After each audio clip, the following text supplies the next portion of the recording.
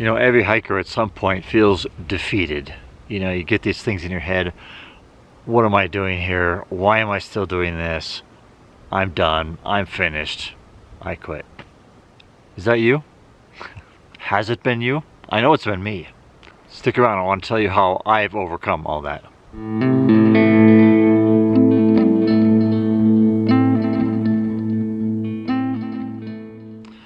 There's a lot to this.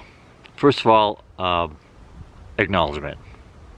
What we do out here on the trail, it can get tough in every way. Think about what we're doing. On our back, we have our shelter, we have our food, we have our clothing, we have our water, we have all of our supplies.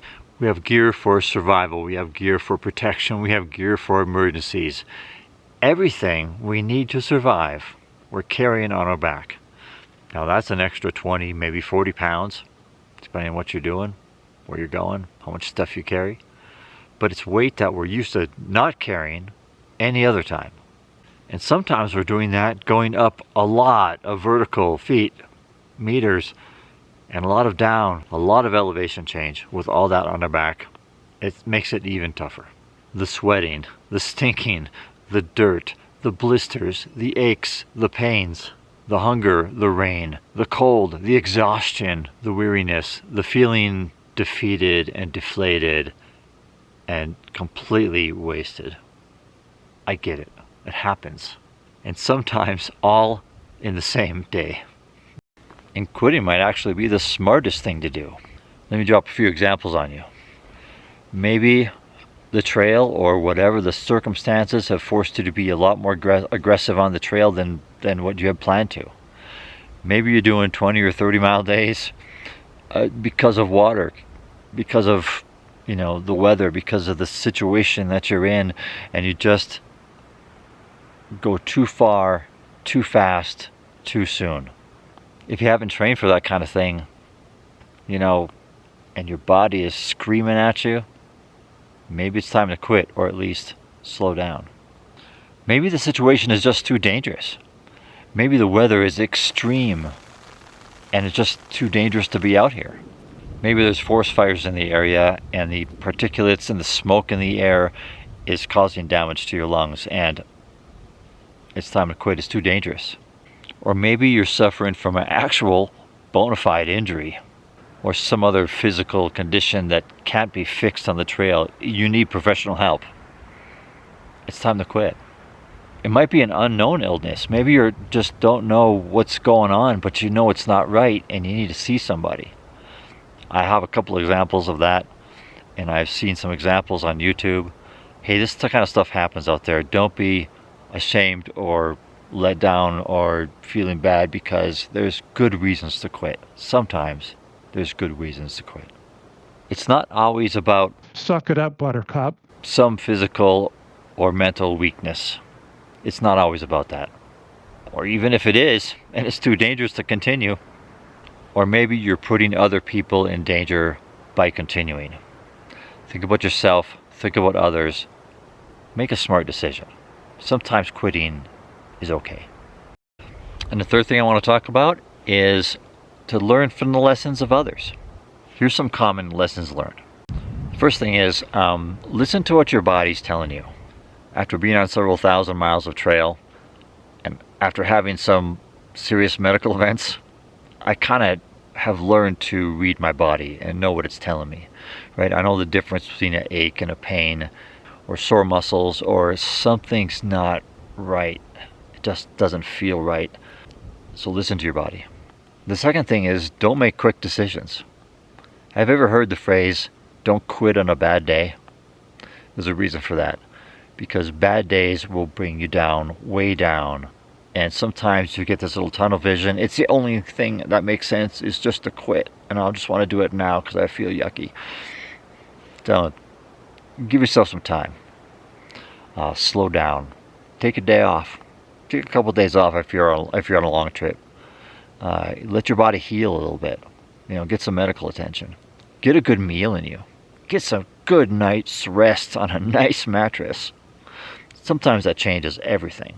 If it's just bad weather, hey, it's going to be sunny in a little bit. promise you, the sun will come out again. So be fair to yourself and be fair to everyone around you. Give it some time. Take the emotion out of it and just look at the facts. Do a pros and cons list. If you're on a day hike, just sit down for a few minutes. Just enjoy where you're at. Just soak in nature. It's beautiful. And remember, I think you know this.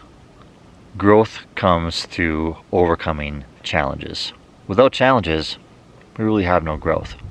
If the only thing that's stopping you is your self-confidence or doubt, and physically you actually can't take another step, maybe you can. If you're not in danger, if there's really nothing except yourself, your head, stopping you from continuing, take a deep breath. Find that next layer and get what you came out here for. Remember that your why is your superpower. What I'm talking about here is, before you go hiking, establish your why, your reason, your purpose for coming out here, the motivation, the single motivating thing that is going to keep you from quitting. Let me give you a few examples. Maybe you want to improve your health so you can be around longer for your grandkids. Maybe you want to lose weight and get off your medications. Maybe you want to set a healthy lifestyle example for your kids so they don't grow up fat couch potatoes. Well, maybe. Now here's an example of a bad why. It'll be cool to do that thing. I tell you what, cool wears off really fast when you're soaking wet and you're cold and you're in your tent and you don't feel like it. That's when all the cool goes away. So doing a cool thing is rarely a good why. Acknowledge the enemy. You know, the reasons for quitting, they're always going to be there. If you stop right now, I bet you could think of 3 or 4 reasons to quit right now. They're always there. But if you remember that you're in control here, you can overcome every reason to quit. Except for emergencies and, really bad stuff. Here's another one I'm sure you've heard before. The monster you feed, it's the monster that lives. Right? If you keep feeding the negative, if you keep playing into all these reasons and all these things that tell you to quit, you're probably going to quit. But if you keep your mind on the positive, if you keep that I can do this attitude, if you just take a deep breath and relax and reset every time that bad stuff comes in your head, chances of you quitting, pretty low. The monster you feed is the monster that lives. So that's some experiential advice. But what do the professionals, what do the experts say about this? Dr. Angela Duckworth. Now, go look her up on the internet. She's on a bunch of TED Talks. She has some really cool advice. She says the 2 things that make the biggest difference between succeeding and failing are grit and resilience, passion and perseverance. Now, it's not IQ and it's not talent. It's grit and resilience. So what does it take to be resilient? Dr. Denise Cummins says it's mastery and mindfulness. Now, mastery is the degree in which you believe that you have control, that you can do this, you. Now, that's not optimism, because optimism is the belief that other things are in control of this and it'll all work out because all these other things will happen. Mastery is belief in yourself that you can do this. Now, mindfulness, on the other hand, is working through the negative and coming through the other side successful. Now, that's opposed to getting stuck in the negative, where you land there and you let it get you. Mindfulness is working through that. It's the moment by moment, working through the negative. There's also physical performance science. Steve Magnus, he's got some books out there, you might want to check it out. He's a renowned sports performance expert. And he brings a couple things to our attention. Embracing reality and transcending discomfort. He's got a book, he wrote all about it, a lot more words than I have here today. You might want to check him out. By the way, links to all these references down below. There's one great application of all of this in an article that I read in Psychology Today. It goes something like this. Did you ever notice that on the trail The last mile is always the longest. It's the hardest. It just takes forever. The specialists say that there's a reason for that. And what the reason is that we begin shifting our mind away from the why and more toward I'm so close, I just want to get this done, which is a negative thing. And so everything takes longer, it feels worse, you know, you just can't wait to get it done, and that's all that's on your head. Your why suddenly disappears. So when you're out there and you're on your last mile, I want you to remember this. Don't think about the end. Think about the why and all the great things that you have accomplished on this trip so far, and let that fill your mind. Start thinking about all the great things. And that last mile won't be so bad. Now what if, in spite of all of this, you quit anyway? But here's the thing. If you quit, turn that around and make it a positive thing. Learn from it.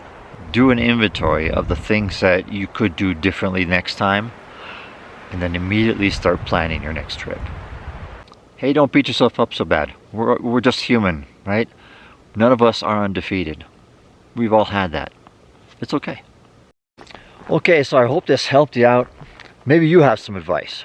Maybe you have some things that you can contribute to helping people not quit. I'd like to hear what your experience is. Write them down below in the comments. Like, subscribe, all that stuff. Get out there and live like you want it, man. I'll see you on the trail.